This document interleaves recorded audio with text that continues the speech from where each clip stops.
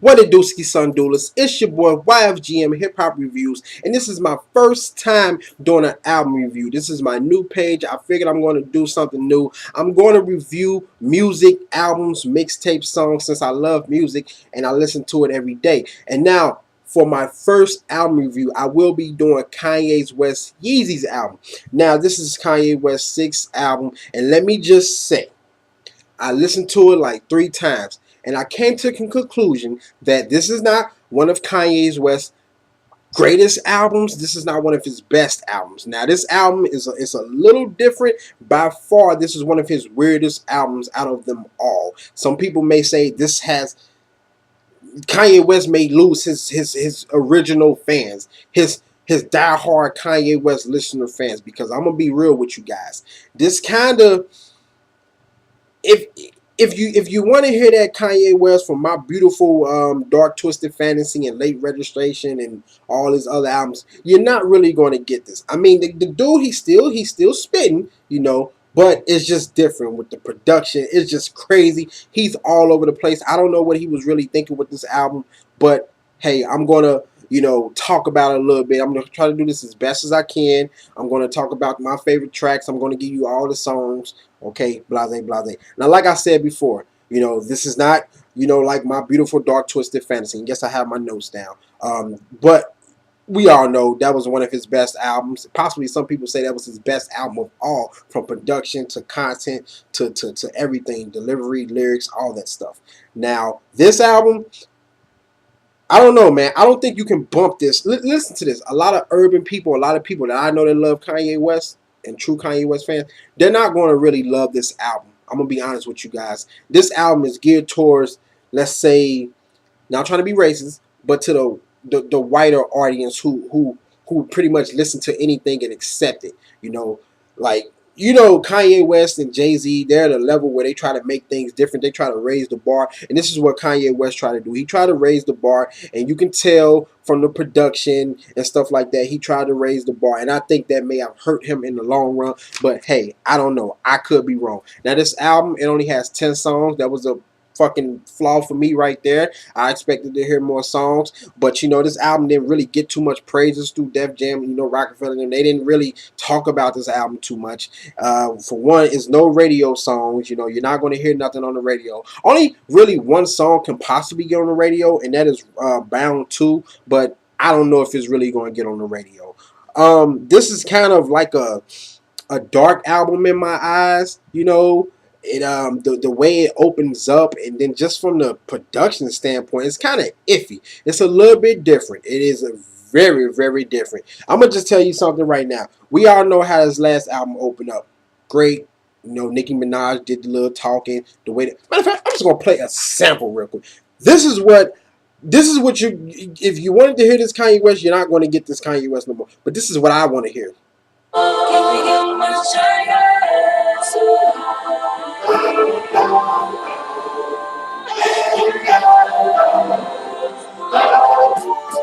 Yeah. So you can rock to that. You can rock to it. You can feel it.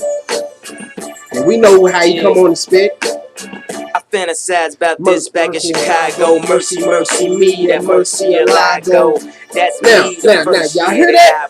How you say broken Spanish? Me no hablo. Now listen to what you're gonna hear for the first song on this album. It is a big difference. It is something that you're not gonna want to listen to. But check this out.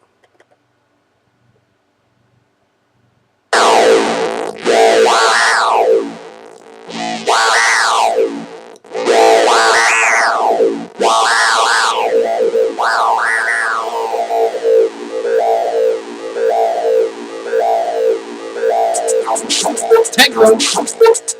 Get your glow sticks. Oh,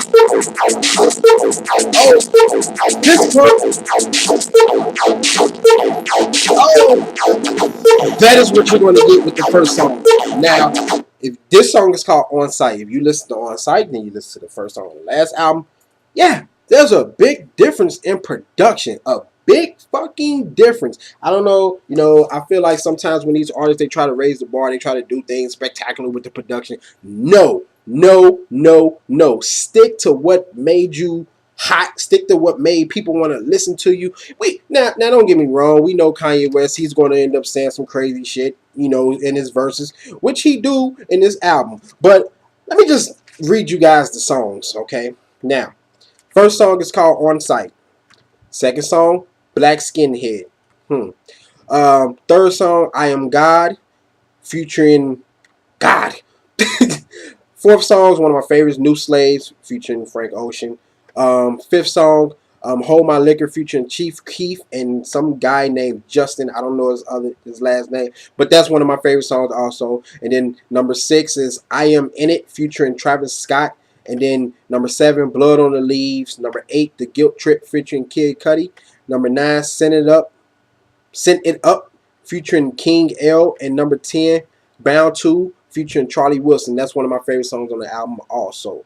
Now, like I said, it's only 10 songs. I don't know why he made this album short. A lot of people probably didn't even know that this was actually going to come out. But I'm just going to talk about some of my favorite songs on the album. Like, this album is not like, if the production is not bad, but it's just like some of the production on this album is like, you can't really get into it. You can't really get into it. You don't have a Devil in a New Dress. You don't have a Soul Paul. You don't have a Monster. You don't have a Blame Game. Like, I can go on and on about his last album. You don't have some of them songs, as far as the production on this album. It's just a totally different level. Kanye West was on some different stuff. I don't even know if I'm pretty sure he produced some of the songs, but I know he had Rick Rubin and other producers on the album. But my best songs on the album to me is New Slaves. He premiered that. You guys heard it. I'm pretty sure you have. That was the first song he premiered. It's like it basically draws a line between Jim Crow racism and the marketing of luxury goods to young poor African Americans. That's pretty much what I got out of it. It was like a statement song, that pretty much. So if you guys listen to it, you can kind of interpret it how you want to interpret it, but that's just how I envisioned it when I heard the song. Another song, Black Skinhead, it kind of reminds you of Stronger and it reminds you of Power. It sounds like, honestly, when you listen to it, it sounds like if you was at a football game and they was doing a stadium chant like we will rock you. Some kind of football stadium chant. That's what it sounds like when you hear it. It's like you can hear it in the club. You can hear it getting played in the club, but it's not better than Stronger. Sorry about that, guys. I dropped my paper. It's not better than Stronger, but that's just what it reminds you of. Now, he had a bold line in it. I'm going to say, he says, they see a black man with a white woman at the top floor. They gonna come to kill King Kong. That was a bold lyric in the song, but when you guys hear the song, you can kind of piece it all together. Now, Blood on the Leaves. I like this song because it's like one of those breakup type songs, and if anybody out here who's been in relationships and had breakups, you can kind of, what's the word I'm looking for? You can relate to this song. You really can relate to the song. You can get used to the beat. The beat also. Now another song that I like. This is kind of these next two songs are kind of like the glory songs. The songs like the best songs on the album. Honestly, Hold My Liquor. It reminds you, if you remember the song Runaway. It's like another breakup song, but that's what it reminds you of. I love the production on this song. And then Bound To. It was a good way to end the album. It was kind of joyful, because if you listen through the whole album, Kanye West, he kind of seemed angry. I'm gonna be real with you. He kind of seemed angry through this album. But those two songs right there, it was like the glory, the songs that something you could have expected probably on My Dark Twisted Fantasy. Like those two songs, if those songs would have been the rest of the album, boom, probably would have been a perfect Kanye West album. But with Kanye West, you got to get the crazy, you got to get the you don't never know what to expect with Kanye West. So overall, this Yeezy album, it's his 6th album. Like I said, it's not one of his greatest albums, but it's not like bad. You probably gonna have to listen to it a couple times. If you can get over some of the production throughout this album, then you can bump it. Like I can't replay value on this album. I can't really say it's heavy. I mean, you can listen to it on your iPod, your iPhone, in the house, but you won't bump this outside. I guarantee you. You probably could bump my Dark Twisted Fantasy, and even stuff from his previous collection of albums, more than some of the stuff you can, collect.